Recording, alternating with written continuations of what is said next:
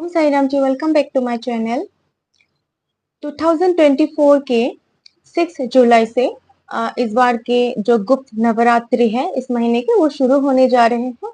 तो 6 जुलाई से 15 जुलाई तक ये नवरात्रि के जो दिन है पूजा होंगे। तो अगर आप लोगों की लाइफ में कोई भी थोड़ा सा भी कुछ भी मतलब नेगेटिविटी है, अगर कोई एवल मैजिक किया गया है या फिर आप लोगों के घर के ऑरा अगर नेगेटिव है, तो आप लोगों को मैं अभी 2 सरल उपाय दूंगी। वो आप लोगों को ये जो गुप्त नवरात्रि है 9 दिन के उसी के अंदर करना है और आप लोगों को बहुत ज्यादा मतलब इसके पॉजिटिव जो रिजल्ट है वो देखने को मिलेंगे, बहुत अच्छा फल मिलेंगे।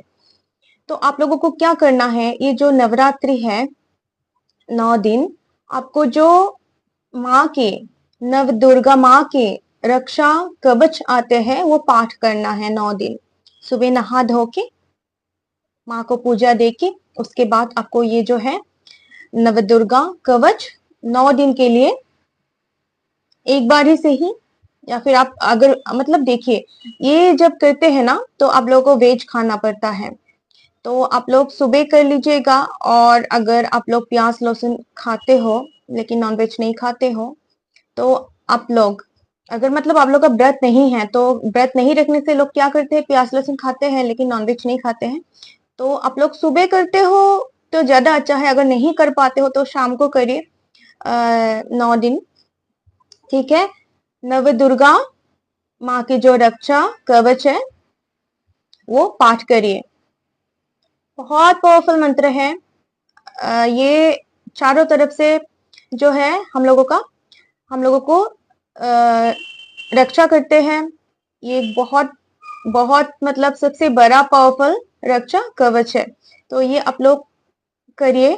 और दूसरा जो है, अगर आप लोगों को लगता है कि आप लोगों का जो है ऑरा भारी है, अच्छा फील नहीं होता है बेवजह, मतलब डिप्रेशन या फिर ऐसा कुछ अच्छा नहीं लगता है, मतलब बता खुद को फील हो जाते हैं ना कभी कभी कि मेरे ऊपर अभी कुछ है, बाहरी कुछ है, अच्छा नहीं लग रहा है, डिप्रेशन भी बहुत ज्यादा है, कुछ पॉजिटिव नहीं लगता है, ऐसा अगर आप लोगों को फीलिंग कोई आते हैं तो आप लोग क्या करना, ये 9 दिन के अंदर ही आप लोग 3 दिन अगर कर पाते हो तो अच्छा रहेगा। आप लोग कोई भी माँ के मंदिर जो है चले जाना, अगर मंदिर थोड़ा पुराना है तो ज्यादा अच्छा है, आप लोग चले जाना, थोड़ा भीड़ भाड़ कम हो तो ज्यादा अच्छा रहेगा। आप लोग क्या करना, मंदिर में जो एक माँ के सामने जो घंटी लगी होती है ना, बड़ा वाला, छोटा छोटा जो छोटी छोटी घंटी आती है वो नहीं, एक बड़ा, अब देखना बड़ी वाली घंटी लगी रहती है मंदिर में, तो उस घंटी के नीचे आप खड़े होके वो घंटी 51 टाइम्स आप बजाना। ऐसे बजाना कि आपके जो मतलब मस्तिष्क है ना उसके अंदर वो ध्वनि समा जाए, आपके जो बॉडी है, आपके जो ऑरा है उसमें वो ध्वनि समा जाए, ऐसे बजाना। कुछ भी अगर आप लोगों के ऊपर कोई भी थोड़ा सा भी अगर नेगेटिविटी होगा ना वो सब खत्म हो जाएंगे, और अगर कुछ एविल मैजिक भी होगा तो वो भी खत्म हो जाएंगे आपको, लेकिन 3 दिन करना पड़ेगा। छोटा मोटा सा अगर कुछ है तो एक दिन में ही चला जाएगा, अगर 3 दिन आप करोगे तो ये पक्का हो जाएगा।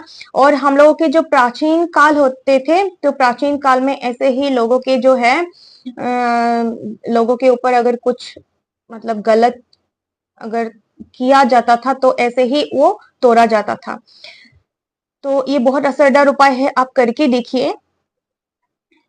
इसके बाद जो है मैं 2 उपाय अभी बताई हूँ, इसके बाद मैं आप लोगों से एक बात शेयर करूंगी। मेरे पास 2 क्वेश्चन आए हैं, किसी ने पूछा है, तो एक एक करके मैं ये जो 2 क्वेश्चन है उसके आंसर जो है मैं आप लोगों के साथ शेयर करने वाली हूँ। तो पहला जो क्वेश्चन है ना, तो वो है कि हम लोगों की जो आजकल की जनरेशन है, तो कोई कोई क्या करते हैं, बड़े बुजुर्ग के पैर कोई कोई छूते हैं, कोई कोई नहीं छूते हैं।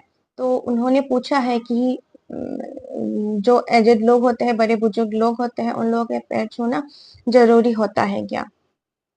तो हम लोगों के जो शास्त्र है वो तो बताते हैं कि माता पिता और बड़े बुजुर्ग के पैर छूना जरूरी होता है, सही है, ये छूना चाहिए। लेकिन एक बात उस पे भी है, ये मैं नहीं कह रही हूँ, मेरे जो गुरुजी है, गुरुजी कहते हैं, ये मुझे जो गुरु ज्ञान मिले हैं मैं उसके थ्रू बोल रही हूँ। आपको पता है कि वो इंसान सही है, वो पुण्य कमाते हैं, तो ही आप उनके पैर छूइएगा। अगर वो पापी है, ठीक है, अगर वो पापी है, गलत काम करते हैं, हिंसा करते हैं, लोगों को अन्याय करते हैं, काली क्रियाएं प्रैक्टिस करते हैं, तो ऐसे लोगों के पैर गलती से भी मत छूइएगा, क्योंकि ऐसा छूने से, इन लोगों के पैर छूने से दोष लगते हैं, क्योंकि उन लोगों में जो है शैतानी शक्ति का वास होते हैं, और हम लोगों में क्या है, भगवान जो है, अंतरात्मा में क्या होता है, दैवीय शक्ति का वास होता है। तो अगर हम लोग उन लोगों के पैर छुएंगे तो दोष लगेगा। तो आप लोगों को ये बात का बहुत ध्यान रखना है कि आप लोग किसके पैर छू रहे हो। बुजुर्ग आदमी है, ठीक है, आप पैर छुओ, आपके जान पहचान के हैं, ठीक है, आप पैर छुओ, लेकिन बिना जाने बिना पहचाने किसी के भी पैर तुरंत मत छूना। ये बहुत मतलब भारी पड़ सकता है बाद में। तो मेरे जो गुरुजी हैं, गुरुजी बताते हैं कि हम जब किसी के पैर छूते हैं ना, तो उनके जो पुण्य होते हैं, वो पुण्य का भाग हमें मिलते हैं। तो हमेशा पैर छूते वक्त ये आप ध्यान में रख के ही छूना, क्योंकि अगर आप पापी लोगों के पैर छुओगे तो क्या मिलेगा, आपके भाग में क्या आएगा, पाप ही आएगा ना, मतलब दोष लगता है। ये मैं नहीं बता रही हूँ, मेरे जो गुरुजी हैं, मेरे मेरे गुरुजी बताते हैं ये। और मतलब आजकल के जो लोग हैं, और एक बात है, अभी मैं जो बोलने जा रही हूँ ना, आजकल के जो लोग हैं, मतलब आप याद रखिएगा, कलयुग में जो लोग हैं, इसमें लोगों के भेष में असुर भी है, मतलब राक्षस भी है, और लोगों के भेष में देवता भी है। कलयुग में क्या होता है, अच्छे लोग, बुरे लोग, सब लोग इस दुनिया में, इस धरती पे आ चुके हैं। इसके बाद कल की आएंगे, कल की अवतार लेंगे, फिर सब कुछ जो बुरे हैं उन लोगों को खत्म करेंगे। वो तो हो गया, वो तो बहुत टाइम अभी भी बाकी है। लेकिन मैं अभी जो बोल रही हूँ, इस धरती में जो है राक्षस भी है इंसान के भेष में। उनके जो हरकत है, हरकतों से आपको पता चल जाएगा कि इसके अंदर क्या है, दैवीय शक्ति है या फिर कोई शैतानी शक्ति है।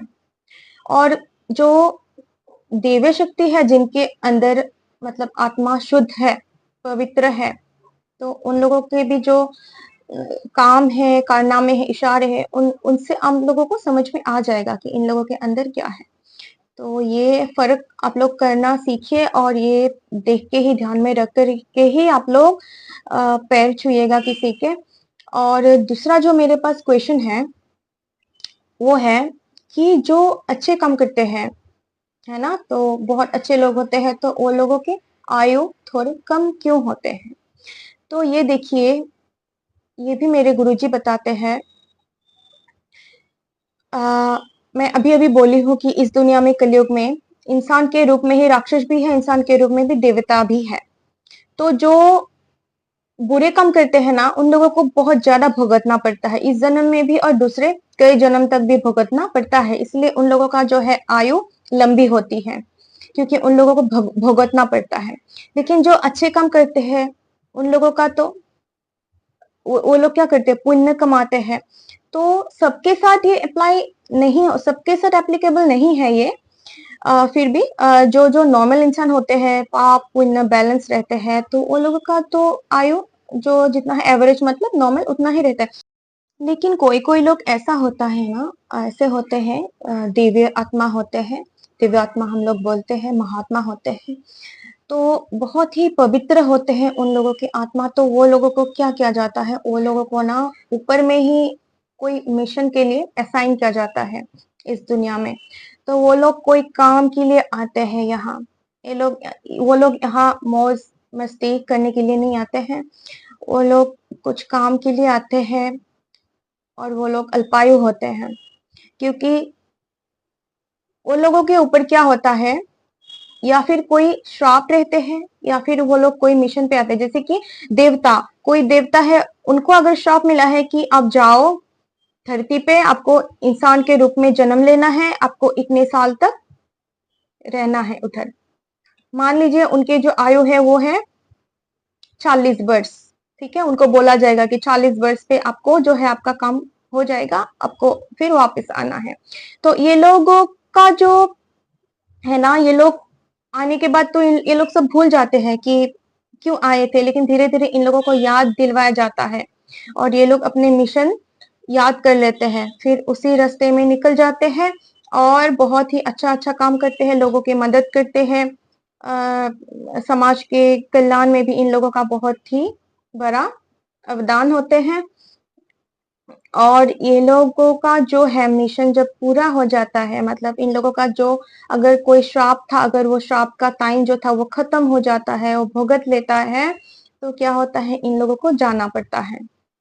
तो ऐसे लोग जो है, इन लोगों को थोड़ा, इन लोगों का आयु थोड़ा कम होते हैं और अच्छे कर्म करने के बावजूद भी इन लोगों को जल्दी ऊपर जाना होता है, क्योंकि वो लोग एक टाइम के लिए ही आते हैं। तो ये सबके साथ आप लोग अप्लाई मत करिएगा, क्योंकि कोई कोई सोचते हैं कि अच्छा काम करने से सबको ही जाना पड़ता है, ऐसी बात नहीं है। सब अपने अपने किस्मत, अपने अपने आयु लिख के आए हैं, उस हिसाब से ही होगा। लेकिन ये बहुत रेयर है, मतलब सभी देवता तो धरती पे नहीं आए हैं। मैंने बोला कि जो जिनके भी मिशन है कुछ, वही आए हैं। अगर किसी पे श्राप है तो वही आए हैं, वो धरती पे इंसान के रूप में आके भुगत के, उनका अगर खत्म हो गया है, काम खत्म हो गया है, तो उनको जल्दी जाना भी पड़ेगा, ऐसा है। तो ये जो है, ये कुछ गुप्त ज्ञान है, ये है तो गुप्त ज्ञान, लेकिन मैं आप लोगों से आज शेयर की हूँ, क्योंकि मेरे पास ऐसी थोड़ी बहुत क्वेश्चन आती रहती है और मुझे लगा कि आप लोगों को भी ये जानना, आप लोगों के लिए भी ये जानकारी लाना जरूरी है, तो मैं इसीलिए आज ये सब बताई हूँ। तो आप लोगों को क्या करना है, अगर आप लोगों को अपनी आयु लंबी करनी है, तो आप लोग जो, हम लोगों के जो शिव जी के महामृत्युंजय मंत्र है ना, वो जाप करिएगा हर रोज। वो करने से भी क्या होता है, जो हम लोगों की आयु है वो लंबी होती है, वो सेफ रहते हैं। तो ये भी आप कर सकते हैं। और मैं जो आज नवदुर्गा के उपाय बताई हूँ 9 दिन के लिए, वो आप जरूर आजमाइएगा। जितने भी आपके ऊपर पुरानी नेगेटिविटी कुछ भी है ना, वो सब खत्म हो जाएंगे, वादा है मेरा, ये सब खत्म हो जाएंगे, कुछ भी नहीं बिगाड़ पाएंगे। तो ये करके देखिए, जो भी हम लोगों का रास्ता है ना, वो भगवान से ही जुड़े हैं और भगवान के थ्रू ही हम लोगों को जो है जो सही रास्ता है वो देखने को मिलते हैं, और भगवान के थ्रू ही हम लोगों को, हम लोगों का जो प्रॉब्लम्स है उसके सोल्यूशन भी मिलते हैं।